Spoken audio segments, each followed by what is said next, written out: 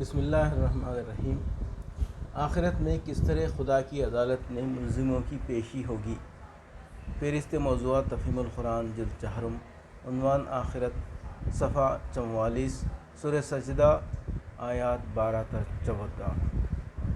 وَلَوْ تَرَىٰ إِذِ الْمُجْرِمُونَ نَاكِسُو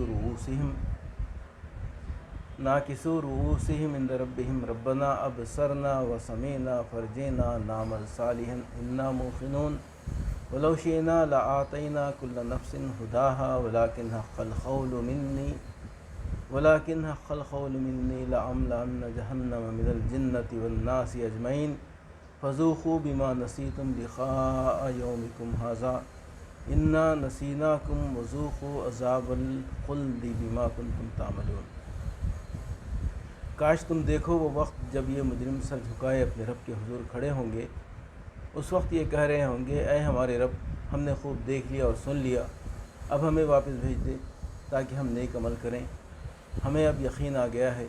جواب میں ارشاد ہوگا، اگر ہم چاہتے تو پہلے ہی ہر نفس کو اس کی ہدایت دے دیتے، مگر میری وہ بات پوری ہو گئی جو میں نے کہی تھی کہ میں جہنم کو جنوں اور انسانوں سب سے بھر دوں گا۔ پس اب چکھو مزہ اپنی اس حرکت کا کہ تم نے اس دن کی ملاقات کو فراموش کر دیا، ہم نے بھی اب تمہیں فراموش کر دیا ہے۔ چکھو ہمیشگی کے عذاب کا مزہ اپنے کرتوتوں کی پاداش میں۔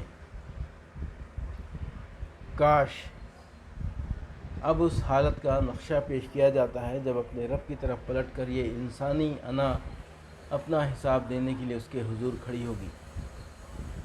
ہدایت دے دیتے، یعنی اس طرح حقیقت کا مشاہدہ اور تجربہ کرا کر ہی لوگوں کو ہدایت دینا ہمارے پیش نظر ہوتا تو دنیا کی زندگی میں اتنے بڑے امتحان سے گزار کر تم کو یہاں لانے کی کیا ضرورت تھی۔ ایسی ہدایت تو ہم پہلے ہی تم کو دے سکتے تھے، لیکن تمہارے لیے تو آغاز ہی سے ہماری اسکیم یہ نہ تھی۔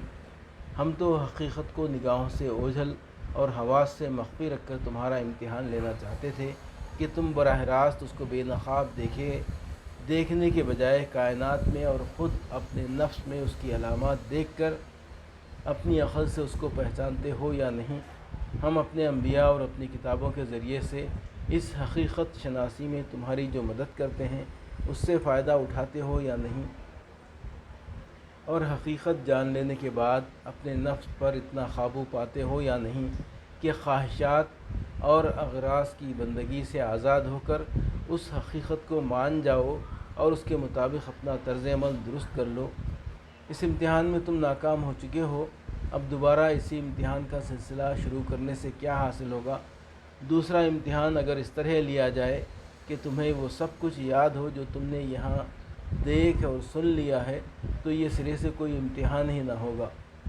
اگر پہلے کی طرح تمہیں خالی ذہن کر کے اور حقیقت کو نگاہوں سے اوجھل رکھ کر تمہیں پھر دنیا میں پیدا کر دیا جائے اور نئے سرے سے تمہارا اسی طرح امتحان لیا جائے جیسے پہلے لیا گیا تھا تو نتیجہ پچھلے امتحان سے کچھ بھی مختلف نہ ہوگا۔ انسانوں سب سے بھر دوں گا، اشارہ ہے اس قول کی طرف جو اللہ تعالیٰ نے تخلیق آدم کے وقت ابلیس کو خطاب کر کے فرمایا تھا۔ سورہ 7 کے آخری رکوع میں اس وقت کا پورا قصہ بیان کیا گیا ہے۔ ابلیس نے آدم کو سجدہ کرنے سے انکار کیا اور نسل آدم کو بہکانے کے لیے قیامت تک کی مہلت مانگی۔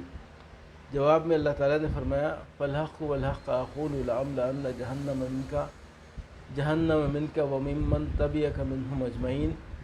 بس حق یہ ہے اور میں حق ہی کہا کرتا ہوں کہ جہنم کو بھر دوں گا تجھ سے اور ان لوگوں سے جو انسانوں میں سے تیری پیروی کریں گے۔ اجمعین کا لفظ یہاں اس معنی میں استعمال نہیں کیا گیا ہے کہ تمام جن اور تمام انسان جہنم میں ڈال دیے جائیں گے، بلکہ اس کا مطلب یہ ہے کہ شیاطین اور ان شیاطین کے پیرو انسان سب ایک ساتھ ہی واصل جہنم ہوں گے۔